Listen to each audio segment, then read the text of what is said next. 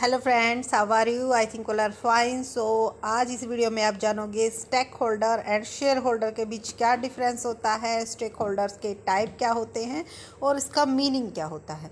बहुत ही simple language में आपको इन चीज़ों के बारे में समझाया जाएगा और ये कंफर्म है कि आपको वीडियो कंप्लीट देखने के बाद समझ में भी आ जाएगा। लेकिन वीडियो को शुरू से अंत तक ज़रूर देखिएगा ताकि आपको हर एक पॉइंट क्लियर हो जाए। तो चलते हैं और समझते हैं इसको। उससे पहले अगर आपने हमारे चैनल को सब्सक्राइब नहीं किया है तो प्लीज़ चैनल को सब्सक्राइब करना न भूलें। और अगर आपकी कोई भी क्वेरी है कॉमर्स के किसी भी टॉपिक से रिलेटेड तो आप कमेंट सेक्शन में ज़रूर बताइएगा, आपकी पूरी हेल्प करने की कोशिश की जाएगी। तो चलते हैं, क्योंकि कई बार क्या है सुनने को मिलता है कहीं पर स्टेक होल्डर लिखा आ जाता है, कहीं पर शेयर होल्डर लिखा आ जाता है, तो उसमें जो है स्टूडेंट कंफ्यूज हो जाता है कि क्या इनका मीनिंग सेम है या फिर अलग अलग है। क्योंकि इनमें जो डिफरेंस होता है वो माइनर डिफरेंस होता है लेकिन अगर आप हो कॉमर्स स्टूडेंट्स तो आपको इस चीज़ के बारे में नॉलेज ज़रूर होनी चाहिए।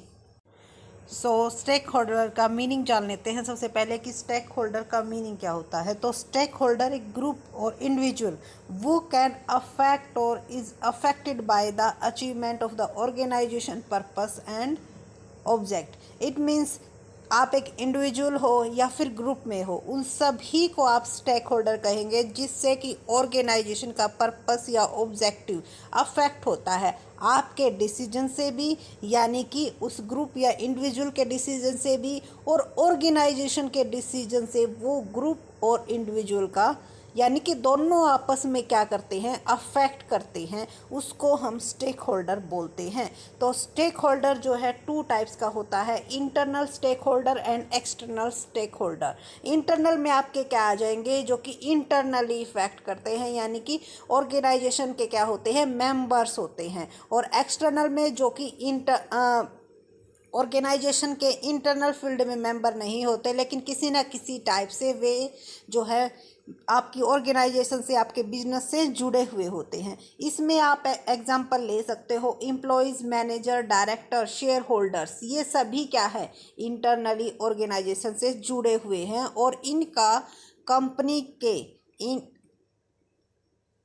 ऑब्जेक्टिव अगर चेंज होता है या फिर इनके द्वारा दोनों आपस में क्या करते हैं, ये अफेक्ट करते हैं ऑर्गेनाइजेशन शेयर होल्डर के डिसीजन को और शेयर होल्डर्स के डिसीजन को, स्टेक होल्डर्स के डिसीजन को हमारी ऑर्गेनाइजेशन अफेक्ट होती है। उसके बाद है एक्सटर्नल स्टेक होल्डर के, अगर आपको एग्जांपल पूछे जाए, क्योंकि इनके जो है एग्जांपल्स के थ्रू ये पूछा जा सकता है कि ये शेयर होल्डर है, स्टेक होल्डर या स्टॉक होल्डर्स है, क्योंकि इसमें बहुत ही ज़्यादा कन्फ्यूजन हो जाती है।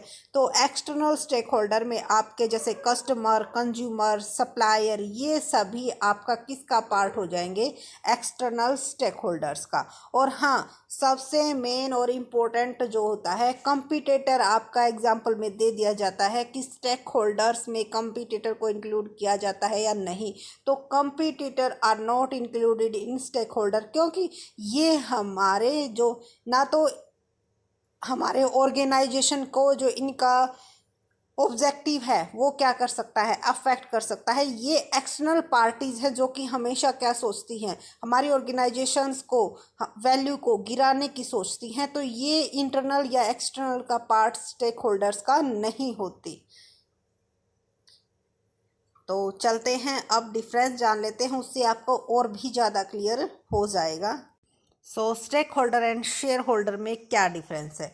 They have not be owner but have interest over the companies affair. ये ओनर नहीं होते, यानी कि ओनर मे नॉट बी, हो भी सकते हैं नहीं भी हो सकते। क्यों? क्योंकि शेयर होल्डर्स को भी इनके इंक्लूड किया जाता है, लेकिन वो क्या होते हैं, कंपनी के ओनर होते हैं। लेकिन सभी जो स्टेक होल्डर्स हैं वो ओनर नहीं होते, लेकिन उनका कंपनीज की, ऑर्गेनाइजेशंस के में क्या होता है, इंटरेस्ट होता है। क्यों? क्योंकि अगर ऑर्गेनाइजेशन को बेनिफिट होता है तो उनको भी क्या होता है, बेनिफिट होता है, यानी कि ऑर्गेनाइजेशन के डिसीजन से वो क्या होते हैं, अफेक्ट होते हैं। उसके बाद every company has stakeholder, कि सभी कंपनी के क्या होते हैं, स्टेक होल्डर होते हैं। ये थोड़ा सा इस साइड का उस साइड लिखा गया था। तो shareholder are present only in a company which is limited by shares. तो शेयर होल्डर्स सिर्फ उनके होते हैं जो कि लिमिटेड होते हैं किससे, शेयर से। Shareholder are present only in a company which is limited by shares. लेकिन जो स्टेक होल्डर्स हैं वो हर एक कंपनी के होते हैं। उसके बाद है स्टेक होल्डर्स में किन किन को हम इंक्लूड करते हैं। देखो शेयर होल्डर भी इसके अंदर इंक्लूड होते हैं, क्रेडिटर, गवर्नमेंट, कस्टमर। और शेयर होल्डर्स में ओनली कौन इंक्लूड होते हैं, equity share holder and preference share holder. It means अगर ये कहा जाए कि शेयर होल्डर्स इतना पार्ट है तो स्टेक होल्डर हमारा क्या है, वाइड एरिया में है। क्यों, क्योंकि ये इंटरनल शेयर होल्डर और एक्सटर्नल शेयर होल्डर्स, या फिर आप कह सकते हो प्रेफरेंस शेयर होल्डर, या फिर आपके इक्विटी शेयर होल्डर्स, दो टाइप्स के होते हैं। और ये सब हमारे किसके अंदर इंक्लूड होते हैं, स्टेक होल्डर के अंदर। क्यों, क्योंकि इसके अंदर हमारे क्रेडिटर भी आ जाते हैं, गवर्नमेंट भी आ जाती है, कस्टमर भी आ जाती है, यानी कि बाहर के जिसके भी लाइबिलिटी डिवेंचर होल्डर भी आ जाते हैं, वो सभी हमारे किसके अंदर आ जाते हैं, स्टेक होल्डर के अंदर आ जाते हैं। तो शेयर होल्डर्स स्टेक होल्डर के अंदर ही इंक्लूड होते हैं, यानी कि इनका क्या होता है, वाइड एरिया होता है और इनका नैरो एरिया होता है। उसके बाद stakeholder are more concerned with, so shareholder जो स्टेक होल्डर होते हैं वो परफॉर्मेंस ऑफ द कंपनी पर मोर कंसर्न करते हैं कि कंपनी की परफॉर्मेंस कैसी है। अच्छी परफॉर्मेंस है, इन फ्यूचर में बेनिफिट होगा, जो शेयर्स हैं वो इंक्रीज होंगे या नहीं होंगे, डेट का पैसा टाइम पे रिटर्न कर रही है या नहीं कर रही है, तो सभी कुछ इसमें देखा जाता है। बट शेयर होल्डर्स का जो मेन कंसर्न होता है वो किस पर होता है, रिटर्न ऑन इन्वेस्टमेंट पर, कि इन्वेस्टमेंट पर यानी कि कितना पैसा लगाने पर उन्हें उससे कितना रिटर्न मिल रहा है, इस चीज़ की तरफ ध्यान दिया जाता है। लेकिन स्टेक होल्डर्स का जो है पूरी परफॉर्मेंस को देखेंगे कि कंपनी की परफॉर्मेंस कैसी है, कितने दिन में वो रिटर्न कर पा रही है या नहीं कर पा रही है, इस चीज़ को ध्यान में रखा जाएगा। और कई बार जो है ग्रे एरिया के बारे में पूछ लिया जाता है क्वेश्चंस। अगर आप ऑब्जेक्टिव टाइप क्वेश्चंस देखते हो तो उसमें ग्रे एरिया पूछ लिया जाता है कि ग्रे एरिया क्या होता है।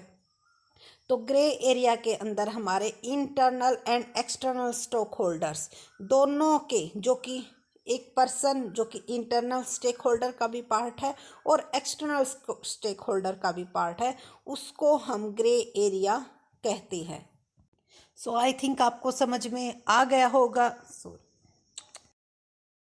आपको क्लियर हो गया होगा कि अब स्टेक होल्डर या शेयर होल्डर में क्या डिफरेंस है। आपकी जो कन्फ्यूजन थी वो माइंड से क्लियर हो गई होगी कि स्टेक होल्डर का एरिया जो होता है वाइड होता है और शेयर होल्डर इसका एक पार्ट होता है। शेयर होल्डर्स के अंदर हम प्रेफरेंस और इक्विटी शेयर्स को इंक्लूड करते हैं, बट स्टेक होल्डर्स के अंदर हम उन सभी पार्टीज़ को इंक्लूड करते हैं जिससे कि इंटरनल या फिर एक्सटर्नल हो सकते हैं, वो हमारे जो ऑर्गेनाइजेशन का ऑब्जेक्टिव है उनको क्या करता है, अफेक्ट करता है, या फिर उनका जो ऑब्जेक्टिव है वो हमारी ऑर्गेनाइजेशन को किसी न किसी तरह से अफेक्ट करता है। इसके अंदर हमारे creditor, employees, directors, customers, suppliers, ये सभी इसके अंदर इंक्लूड होते हैं। ये सभी हमारे स्टेक होल्डर्स का पार्ट होते हैं।